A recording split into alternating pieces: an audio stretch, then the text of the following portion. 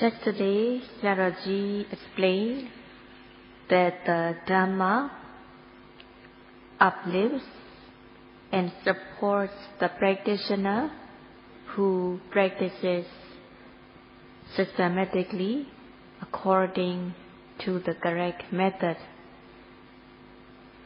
And Sayadaw also explained there are 9 categories of the Dhamma. And Pariyatti, the scriptures mention how one should practice in order to attain the Dhamma. Combining with Pariyatti, there are 10 categories of the Dhamma. If one wants to keep one's body, speech and mind pure, clean, tamed, peaceful and lovable, one needs to know the method how to practice. So one should learn the theory from the Pariyatti Dhamma, from the scriptures, how one should practice, the method of practice. Without knowing the practice, without knowing the method of practice, it is impossible to practice. Not knowing the correct method of practice, one will be inferior and degraded. One should learn the correct method of practice from Kalyana Mitta, true companion.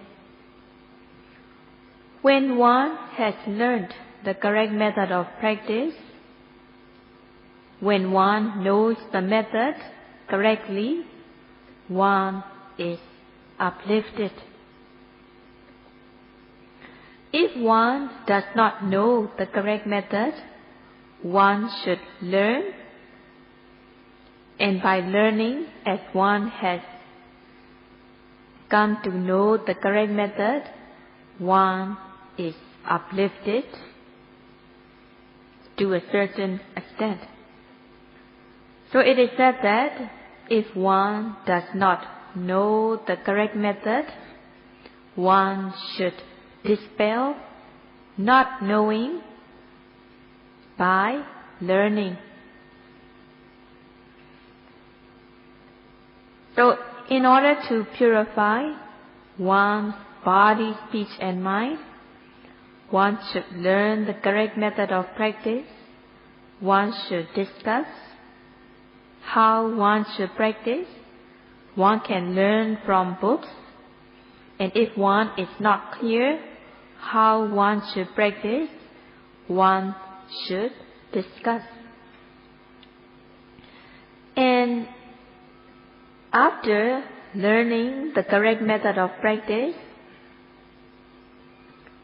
one should put it into practice. And one should discuss with someone who knows the practice very well, who can explain clearly. And one can also read books how one should practice. Learning the correct method of practice, one will be uplifted. So the method of practice, the knowledge of the method how to practice, uplifts the person. So there are the kinds of Dhamma. Learning the correct method of practice, one is practicing the Dhamma.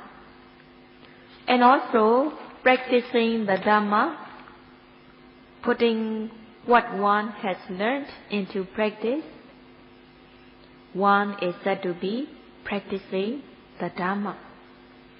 Attaining the Dhamma by practicing, also one is said to be practicing the Dhamma. When one has attained the Dhamma, it has become one's possession, and one can make use of the Dhamma that one has attained.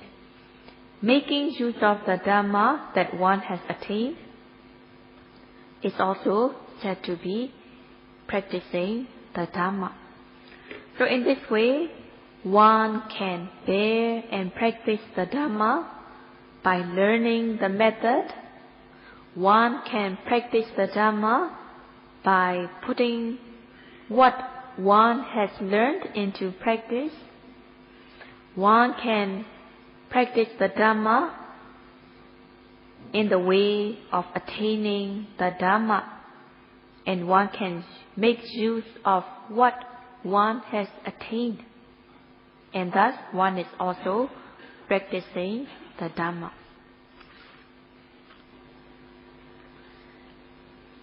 The Dhamma that should be practiced are three in category: Sila, Samadhi and Panya, morality, concentration and wisdom. One should learn how one should practice Sila, Samadhi and Panya. One should practice Sila, Samadhi, Panya so that one gains benefit by practicing, and one should practice diligently with full effort. The practice of Sila, Samadhi, Panya is also called Sikha training. Sila Sikha, morality training. Samadhi Sikha, concentration training. And Panya Sikha, wisdom training. Practicing Sila, morality, one should refrain from things that should be refrained from. There are things that one should refrain from doing. There are things that one should refrain from talking. So as a lay person, one should at least observe the 5 precepts, refraining from killing, stealing, sexual misconduct, lying, and taking intoxicants. 5 precepts should be the basic precepts for lay person. In other way, one should also refrain from 3 kinds of bodily misconduct and 4 kinds of verbal misconduct. And one should refrain from these misconduct by body and speech. If one cannot refrain from wrongdoings by body and speech, there will be transgression. One will be committing transgression, and one will be losing one's virtue if one fails to refrain from wrongdoings. And also, other people will get harmed and hurt if one fails to refrain from wrongdoing. They are called Videkama Kilesa, transgressive defilements, and one should refrain from transgression. There should be Viramani. One should have refraining. One should have abstinence from these wrongdoings. Saraji gives an example. If there is a place where fatal illnesses are taking place, one should avoid oneself from going to such kind of place where it is contagious. In the same way, among the 3 kinds of defilements, one should refrain from Videkama Kilesa, transgressive defilements, and one should overcome by refraining wrongdoings. Videkama kilesa, transgressive defilements, are the worst. They make the person impure, polluted in body and speech, which can also bring bodily suffering and mental suffering. Just as the place where there are contagious illnesses, fatal illnesses should be avoided so that one will not catch the germs. In the same way, one should refrain oneself from wrongdoings by body and speech. And Sayadaw says, most of the people in the world are very frightened of such physical illnesses. They are afraid of physical illnesses, but they do not take necessary measures in order to cure the mental illness. If one fails to observe the 5 precepts, then the person is not a true human. Failing to observe the 5 precepts makes the person inhumane, and also others will get hurt physically and mentally. Usually, people are more afraid of physical illnesses. And Sayadaw said, if half of the fear they have for physical illness be converted into fear of wrongdoings, it will be quite good. As the people lack fear for wrongdoings, as the people lack the moral fear from committing wrongdoings, the whole world is burning and boiling. Wise people such as the Buddha practice Sila Samadhi Panya in order to remove gross, medium and refined form of defilements. So one should follow this path. One should have faith and confidence that the wise person, such as the Buddha, had practiced this way and had attained total purity. Having faith and confidence, one should follow the guidance and instruction, and one should also refrain from things that are prohibited. One should practice Sila, morality, and one should refrain, one should abstain from wrongdoing. Practicing Sila, refraining from wrongdoing, one's body, speech will become pure, clean, tamed, gentle, away from suffering, and thus it will be peaceful and lovable. By practicing according to the guidance, one gains benefit immediately. The benefits such as purification of one's bodily behavior and verbal behavior. One should learn the correct method, how one should refrain, and one should refrain from wrongdoing so that one gains the benefit of purifying one's physical and verbal behavior. When one has purified one's physical and verbal behavior, whenever one reflects of one's Sila, one will feel satisfied, seeing one's own body and speech pure, clean, tamed, and lovable. Observing the Sila, one's body and speech will be pure and clean, and also one will not be harming or hurting others.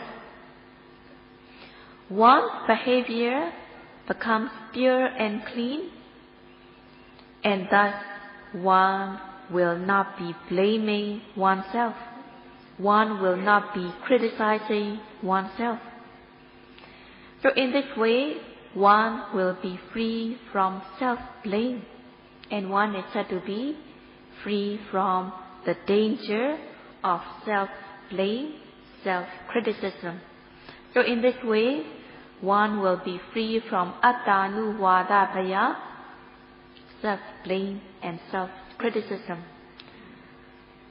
When one is free from self-blame, one will be able to eat peacefully, sleep peacefully, and one will be able to go freely in peace among the society.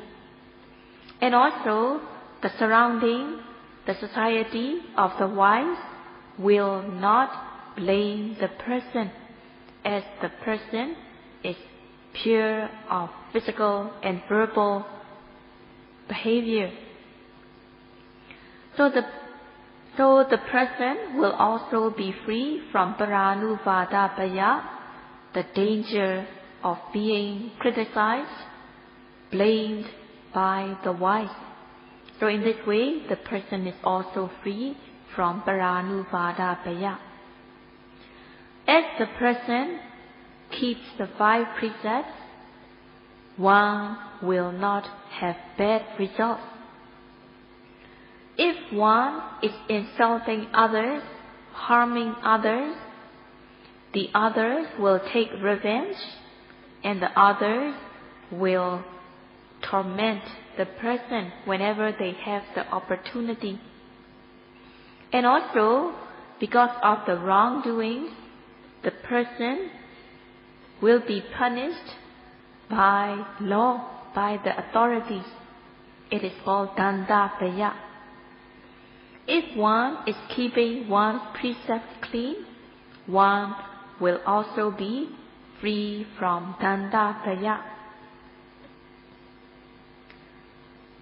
Due to one's bad intention, it will not wait till the next existence, but it will give result in this life. But keeping the precepts, one will be free from dandapaya, one will be free from the danger of being punished, and one can also be free from bad results. If one has bad volition in committing wrongdoing, this volition will lead the person to be reborn in low existences, where there will be much of unwholesomeness. If one is keeping the precepts, one will also be free from dogadibhaya, the danger of being reborn in lower existences. So in this way, by keeping the precepts, by practicing Sila, morality, one's body and speech will be purified. One will also be free from 4 kinds of danger.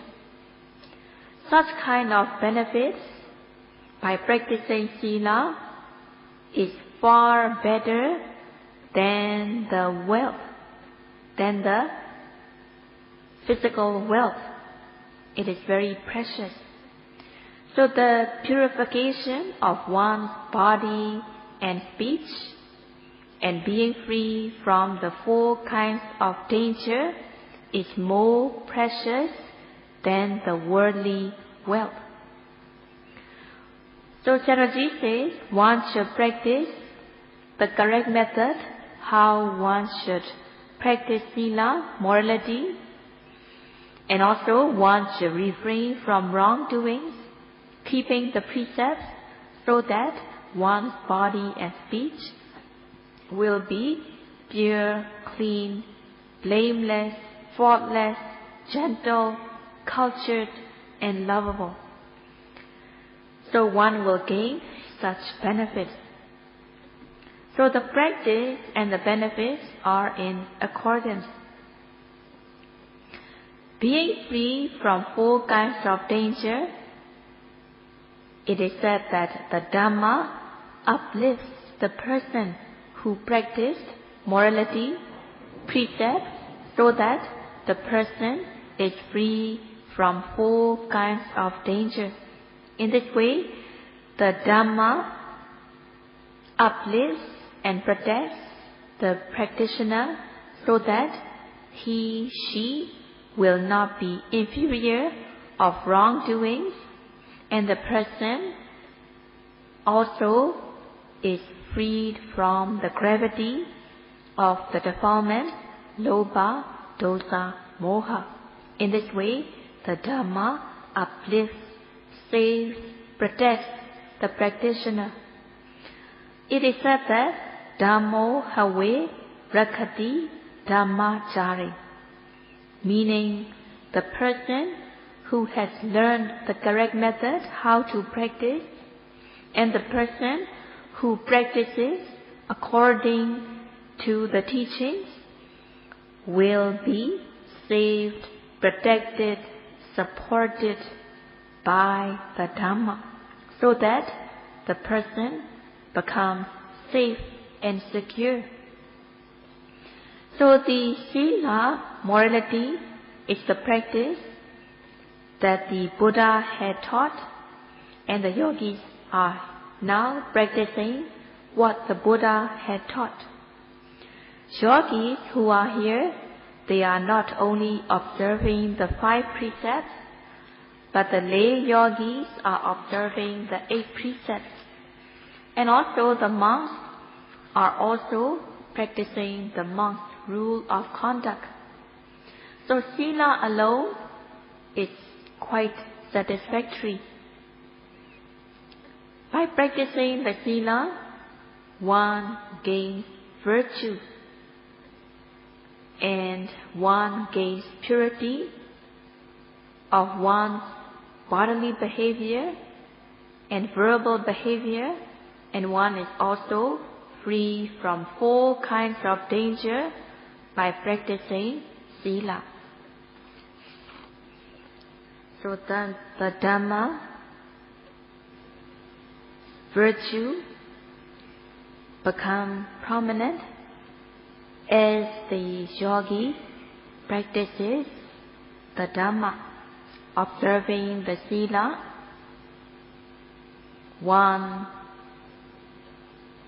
Observing the Sila, the yogi comes to understand the quality of the Dhamma. Sayadaw gives an example. If a patient has an illness, the patient sees the physician, and the patient has to take the medicine as prescribed by the physician.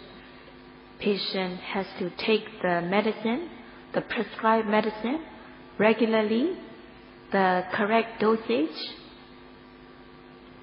and the person has to take the full course of the medicine. When the patient takes the medicine according to the prescription by the physician, the illness becomes less and less, and finally the illness is totally cured. When the illness is totally cured, the patient comes to know the potency of the medicine.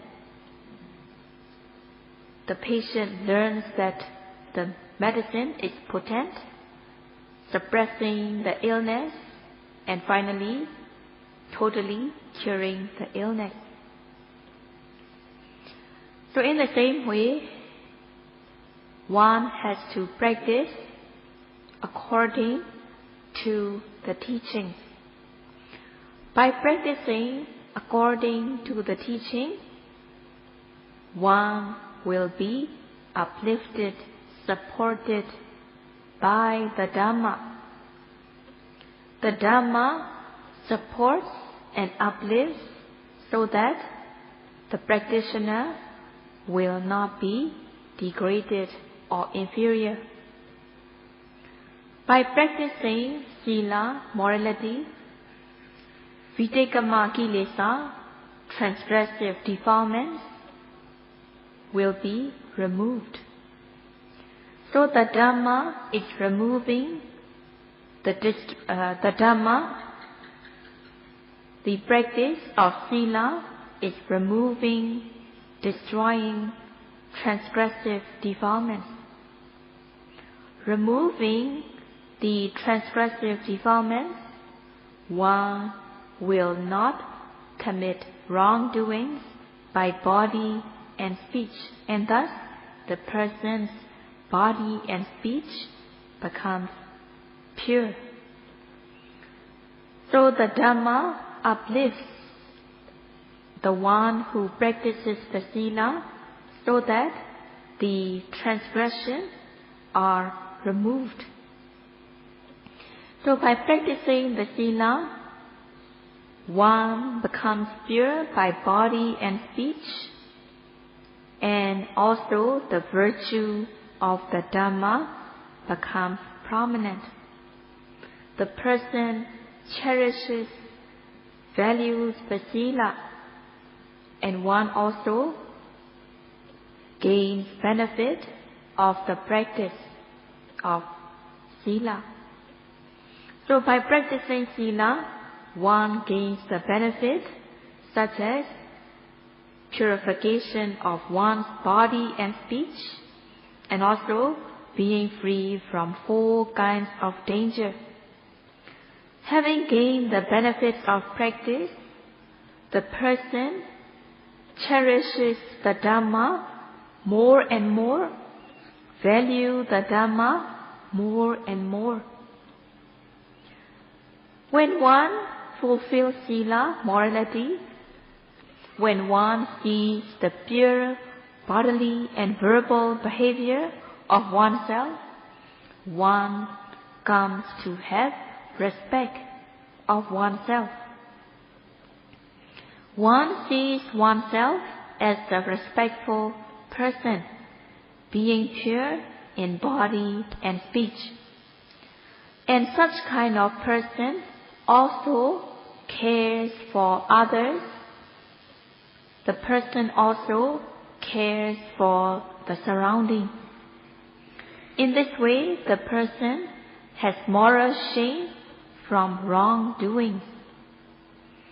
Having moral shame, the person becomes shameful to commit wrongdoing, and thus the person refrains from wrongdoing, and thus the person becomes pure in body and speech. And also the person will be shameful, that it will be shameful to commit wrongdoings. Committing wrongdoings will be shameful. So in this way, the person refrains from wrongdoings. And also, the person cares the surrounding, thinking that if I do misconduct, the surrounding will blame on me. In this way, one has respect for others. Having respect for others, having respect for the surrounding, one will refrain oneself from wrongdoing. So whichever way it is, either one refrains from wrongdoing with respect for oneself, or with respect for others, or with compassion, empathy for others, whichever way it is, refraining from wrongdoing, one's physical, verbal behavior will be pure, clean, tamed, cultured, gentle, peaceful, and lovable. So these are the benefits one can get by practicing morality.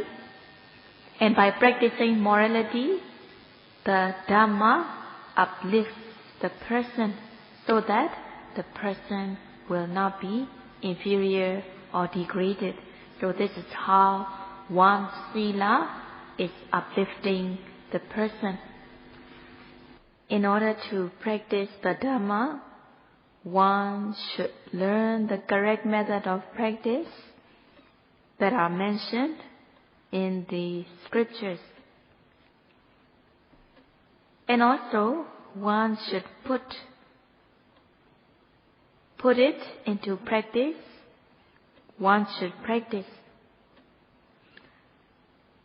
And when one practices, one attains the benefit, one attains the Dhamma. By attaining the Dhamma, it becomes one's own possession, and one will be able to make use of whatever one has attained. In order to reach this stage, one should learn how one should practice the Sila. One should refrain from things that should be refrained from.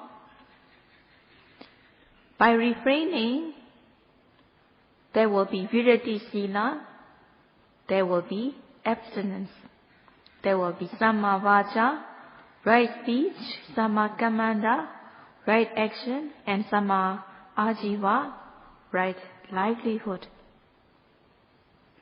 One should refrain from killing, stealing, sexual misconduct. Refraining from these bodily misconduct, there will be Samma Kammanda, right action.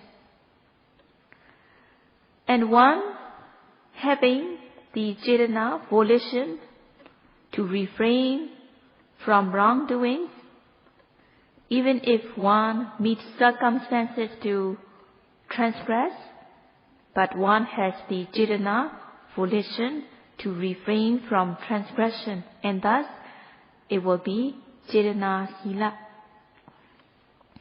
When one talks, one should only talk correctly what is true, and one should only talk friendly talk, sweet, tamed, gentle talk, and one should only talk that are beneficial.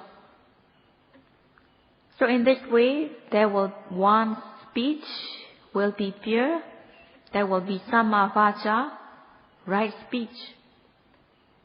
And having the Cetana, volition, to refrain from wrongful things, there will be Cetana Sila. As a yogi, there are not things,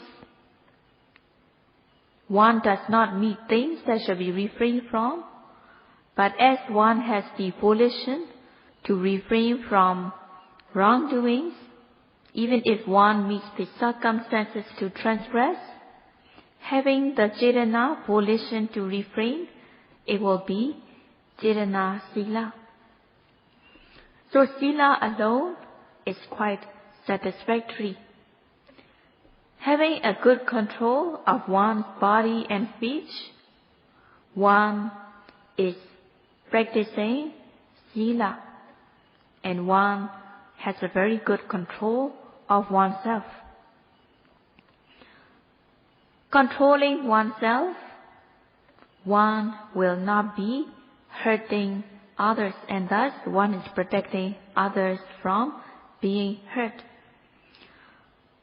So at times, one has empathy, consideration. Out of empathy, consideration, compassion towards others, one protects others from being hurt. Protecting others from being hurt, one is also controlling oneself so that one will not commit wrongdoings. So in this way, it is two at a blow. By controlling oneself, one refrains from wrongdoings, and thus others are also protected. Having compassion, one protects others from being hurt, and thus one is refraining oneself from wrongdoings. So in this way, one's own world will be peaceful, and one is also contributing peace to the surrounding. Practicing according to the teaching of the Buddha, practicing accordingly, one will gain benefit of the practice. In order to get the benefit of practice, one should learn the correct method of practice. One should practice accordingly so that one gains benefit of the practice. So the practice and the benefit are in accordance. It is called swakhata. One gains benefits of the practice by practicing morality. And Saraji will continue to explain tomorrow. Sadhu, sadhu, sadhu.